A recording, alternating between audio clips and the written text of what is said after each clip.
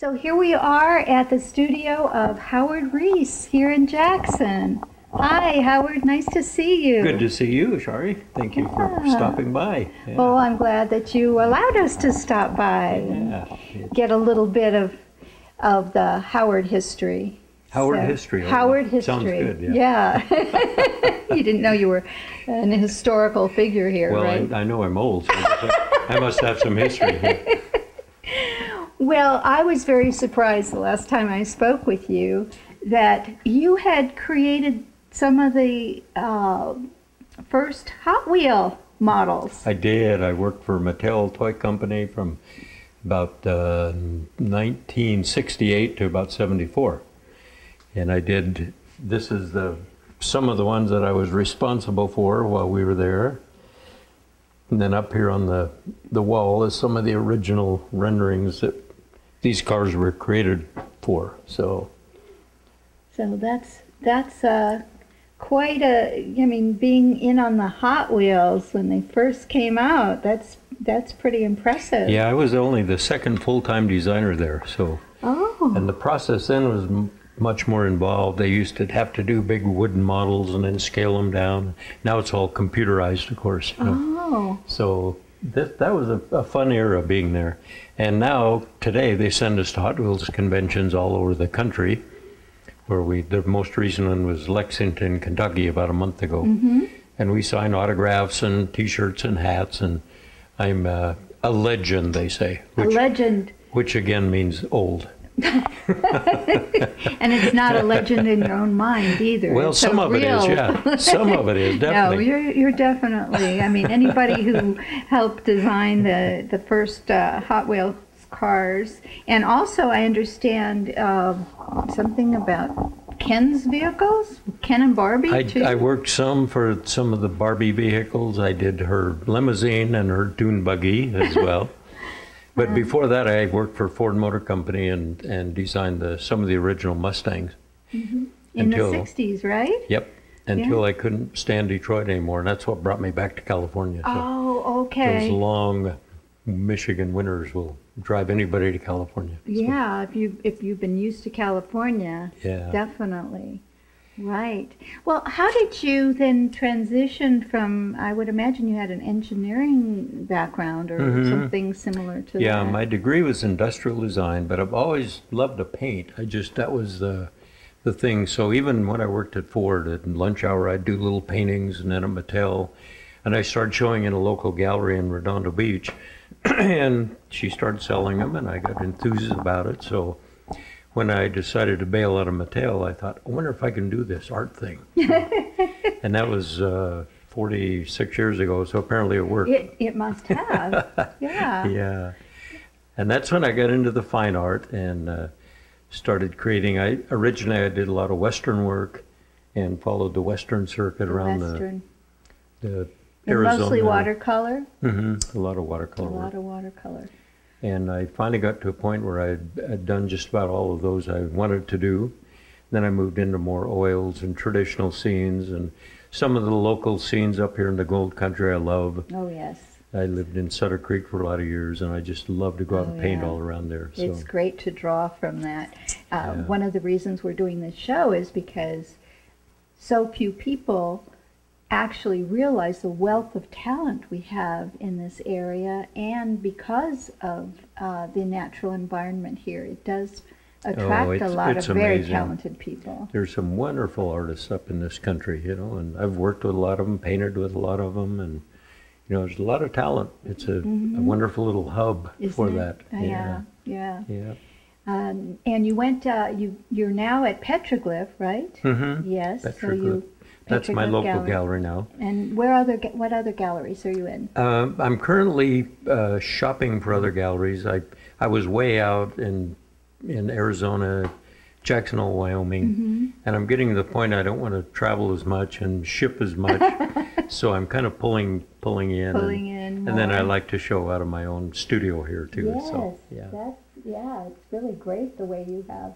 And I do the annual art walk every year, or the art studio tour. Oh yeah. So that's always fun too. The open studio tour. That's it. Yeah. Yes, And I see this wall here of your art. You have some Western art, and you have some,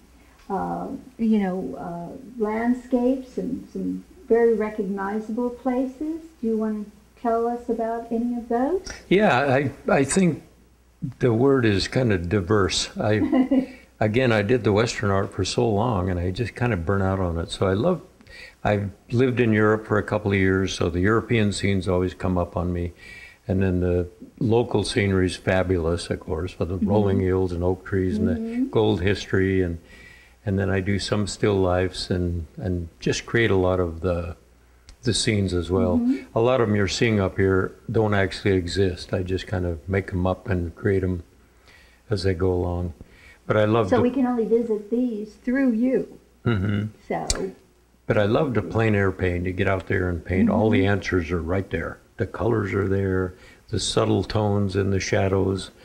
That's what I always tell my students. Just go outside and look, and it'll teach you more than anything.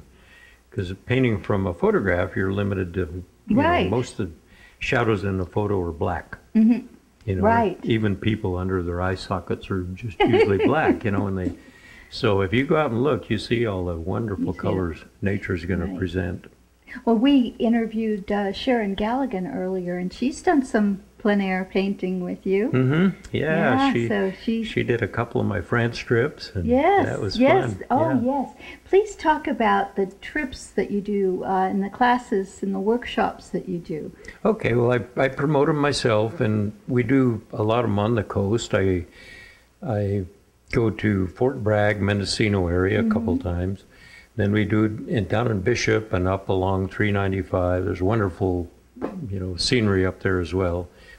And up until about a couple of years ago, I did an annual trek to France, and I did that about 6 times down in the southwestern portion in the Basque region, and that's great. It's fun. So I missed out. Yeah, you missed out. I may do them again, though. Okay. Yeah, I may do them again. We're kind of kicking around an England one right now in the works. Yeah. Good. I lived in England for a year and fell in love with it. So, So I'd love to go back there and do that.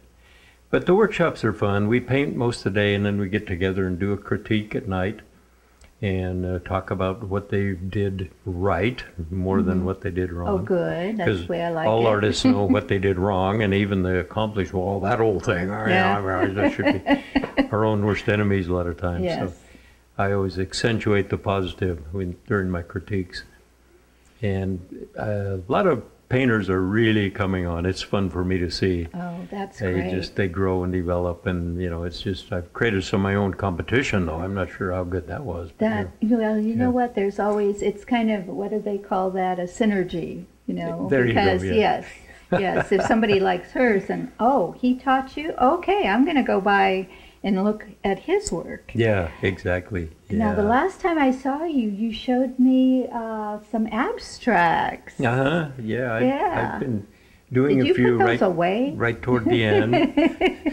Would you like me to dig them out real quick? Oh, or do you have to keep how about rolling? One? So. Bring. Okay. We'll just. Oh, is it in here? No, I'll be right Oh, no, back. no. Stay here. Okay. Stay here. It's okay. She was sending me away. Now I'm back. Yeah. Now he's back. It's kind of a new venture. Back with Howard Rees. It's a new venture, and if you can paint a good abstract, you can paint anything. I know the comment is, a monkey could do that, but it's all about design and color, and you've really got to work those things.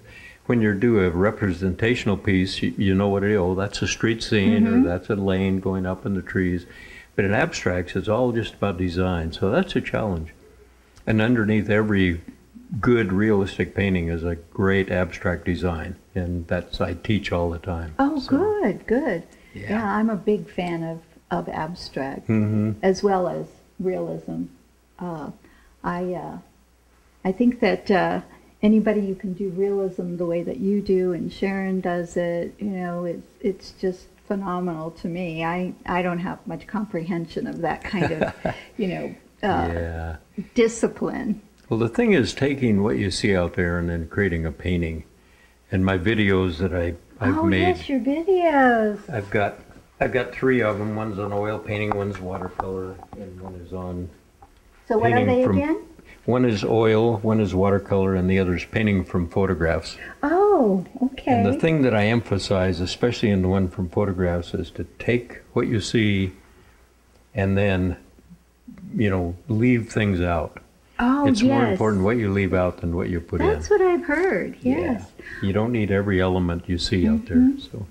Well, I hope people can get a hold of you. Do they know how to get a hold of you? Well, I can go to howardreesartist.com. Okay. And that's where most of my information is, or they'll see me out around painting sometimes.